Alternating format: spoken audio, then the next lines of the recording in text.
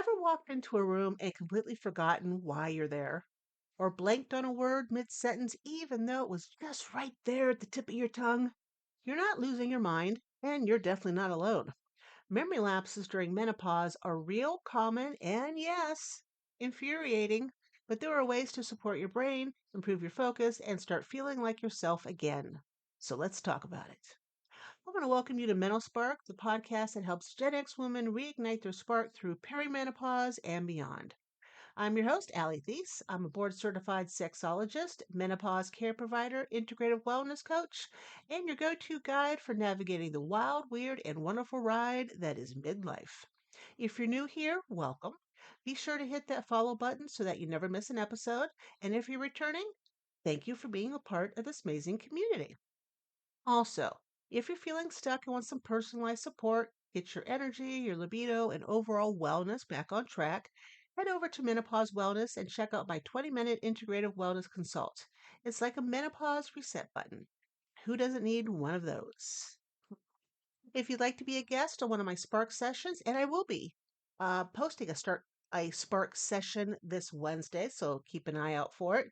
If you would like to talk one-on-one about menopause, midlife, the wild ride it is, if you're a professional that helps women during midlife, or if you happen to be in the same spot I am and in midlife and having some wild experiences, please, I would love to have you on for a session of Spark sessions. Yes. So what are we talking about today? That would be an excellent thing for me to have.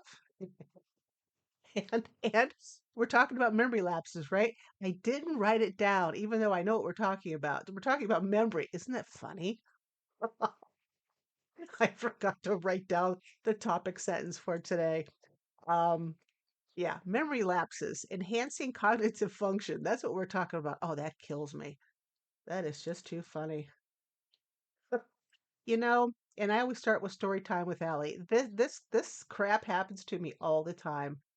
And I take walnuts with my oatmeal in the morning, so that has been helping my memory. I'm also taking the B vitamins, B12 and B6, which is also helping quite a bit with my memory, but I still have memory lapses. I when I talk to clients, this drives me insane. I'm about to tell them something I think is pretty profound and noteworthy, but as soon as I open my mouth to say it, it is gone. The whole sentence, the subject, everything just has disappeared. And all I can think of in my head, like, oh, it happened again. So I just go on and say, well, there we go, brain fog, memory lapses. It'll boomerang back eventually, and it does. Eventually, it boomerangs back for me. I might be on the next sentence by then and have to backtrack, but it happens all the time. And walking into a room and forgetting why I'm there, or I pick up my phone to do something and I forget why I picked it up, if I hit a tab to navigate to a new website, I forget what website am I heading to. Um, so everything bounces back. It doesn't stay forgotten, which is good. But I am finding that in order for me to remember, to write I'm horrible at returning email because I forget you email me. But I have sticky notes around saying, look at your email, return emails. Don't forget to record your podcasts. But I pretty much know that on a Monday. But just little things, okay. I don't. I'm not. Haven't forgotten who I am, who my family is, what year it is, who thinks of the president, where I live, what I do for a living, all that stuff. It's still there. So let us go forth. Why menopause messes with your memory. So, memory issues in menopause, it's not just aging. It's often linked to hormonal shifts, especially the drop in that estrogen. Damn estrogen. It plays a huge role in brain health. Estrogen supports neurotransmitters like uh, ac- acetylene, which I said wrong, but it's there, and serotonin, chemicals that impact memory, mood, and attention. When your estrogen dips, you might feel foggy, forgetful, or maybe just a tad bit unfocused. Other culprits, we've got sleep disturbances. When was the last time you got a good night's sleep all night long? For me, I knew I had to wake up early on Easter. I'm a night owl, so I stay up till 2, 3 in the morning normally, and I sleep till 11 the next day. I had to get up at 9, so for me, that was getting up early, and I couldn't fall asleep. I got 3 hours of sleep Saturday night into Sunday, and I had to drive for Easter. Now, last night when I went to sleep, I was so exhausted. I went to bed at 11 and I slept until 11. So it was 12 hours and I wasn't interrupted. But those sleep disturbances, they screw with you, right? Um, Chronic stress, which also can be a culprit towards sleep disturbances, nutrient deficiencies, and blood sugar swings. So, if you're thinking, why can't I remember the name of my favorite movie or your favorite movie really? It's not at all in your head. It's the hormones. There's some everyday strategies that can help sharpen your mind. Your brain can bounce back. My brain, believe it or not, is much better than it was. It's much better than it was. It just needs a little bit of love and some other things incorporated into your life, like omega-3 fatty acids. Think walnuts, um, chia, chia seeds, and wild salmon, which I should probably start eating that, to support cognitive function. Staying hydrated. Even mild dehydration impacts your memory. Dark chocolate, yes, one of my favorites. It's rich in flavonoids, said it wrong, that boost blood flow to the brain. You get meditation and mindfulness. It reduces brain fog caused by stress. Getting some good quality sleep, prioritize it. Like your sanity depends on it because really, it does. When it comes to quality sleep, creating some sort of sleep routine is important. For instance, when I know I'm going to be going to bed soon, I stop working. I stop writing whatever book I'm working on. I stop looking things up. I may watch a little bit more of Law and Order, and after that, I go downstairs. I take some vitamins before I go to bed. Magnesium glycerate, um, magnesium with a G is what I take. It helps me sleep.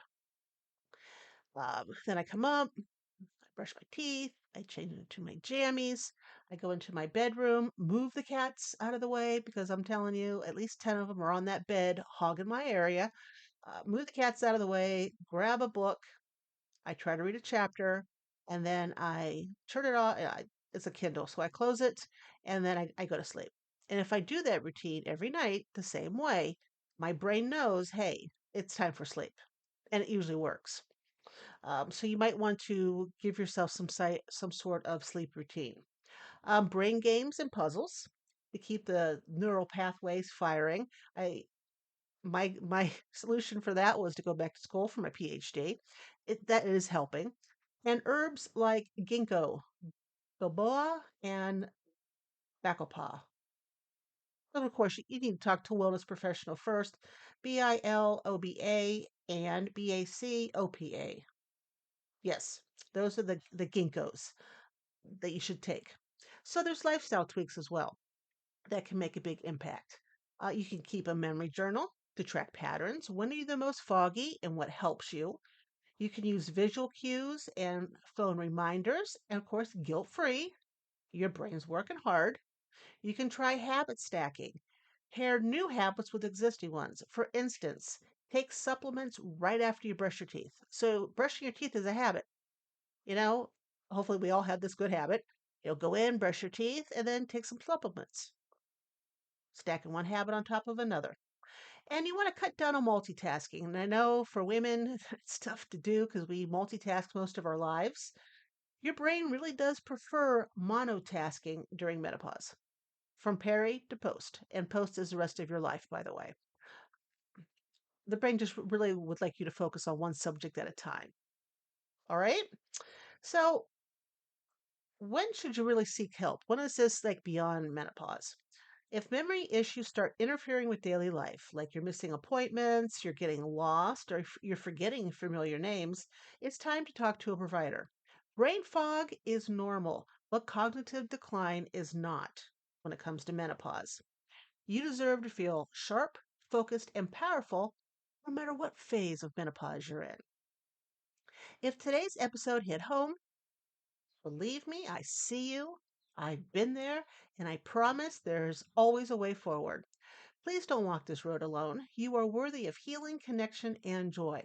Thanks for hanging out with me here on MenoSpark today. I hope you enjoyed the episode. If you found this helpful, please share it with a friend, leave a review, and make sure you're subscribed.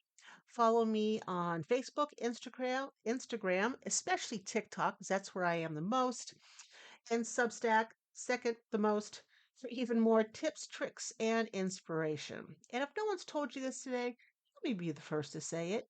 You are fabulous. Remember, you are not alone on this journey. Until next time, keep that spark alive. You deserve it.